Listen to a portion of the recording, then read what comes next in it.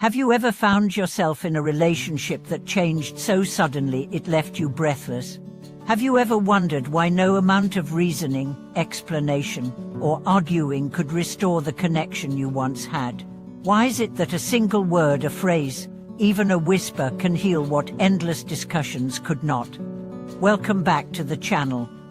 It's always a privilege to have you here, sharing space where honesty, awareness, and deep reflection matter more than surface answers. Today, we dive into one of the most mysterious yet transformational truths about relationships. Real change rarely comes from logic. It doesn't come from debates. It doesn't come from lists of who's right and who's wrong. Often, it comes from something far simpler, something almost magical. A word per phrase, a mantra, but not just any mantra. I'm talking about that one utterance that transcends ego, that speaks beyond the surface of the conflict, that taps into the subconscious core of love, play, and shared humanity, that turns war into peace, tension into stillness, separation into reconnection. You see, modern relationships are over-intellectualized. We want to solve love like a puzzle, dissect it like a machine. We say, let's talk about it.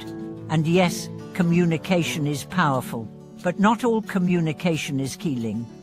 Some of it only adds fuel to the fire of our hurt, because it comes not from the heart, but from the mind. Let's walk into a story. There was once a woman who was on the brink of divorce. She and her husband had not shared a kind word in over 6 months. Every conversation became a battlefield. Every look was a contest. They had tried therapy. They had tried logic. They had listed grievances. Nothing worked. Then one day, in silence, she walked up to him, looked him in the eyes, and said softly, "I remember." She didn't explain. She didn't defend. She didn't argue. She simply whispered, "I remember." He stood frozen, because in those 2 words lived the entire history of their love. The first kiss, the first struggle, the first time they made each other laugh again after a fight, the wedding vows, the nights they stayed up watching their child breathe, the moments that made the pain worth enduring. I remember. That was her mantra, and it changed everything. They didn't fix everything in that moment, but the war stopped, the silence cracked, the armor dropped. Why? Because something deeper had spoken. This is the power of what spiritual teachings call a mantra, not just a repeated phrase, but a vibrational truth that bypasses ego and speaks to the soul. In ancient traditions, mantras are not explanations. They are activationers. They call forth energy, memory, presence. And in love, the right word at the right time can be more powerful than 1,000 explanations. Think about it. Have you ever been in a fight and someone simply said, "I miss you," or "I'm scared," or "I'm sorry," and suddenly your rage lost its edge, because you realized, this isn't the enemy. This is someone hurting, just like me. This is someone reaching, not resisting. That's what mantras do. They reach. They reach beyond personality. They reach beyond pride. They reach beyond me and you, and land in us. But why doesn't logic work the same way? Because logic operates on the surface. It says, "You did this, so I feel that. Let's dissect it."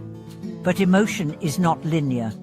It doesn't obey the rules of math or debate. Emotion is a current, a river, and rivers don't respond to maps, they respond to flow. A mantra flows. It flows from your truth, not your defense, not your shame, not your blame, but the truth that says, "I want connection more than I want to be right." In relationships, that's the moment things begin to heal, not when we win, but when we soften. Let's go deeper.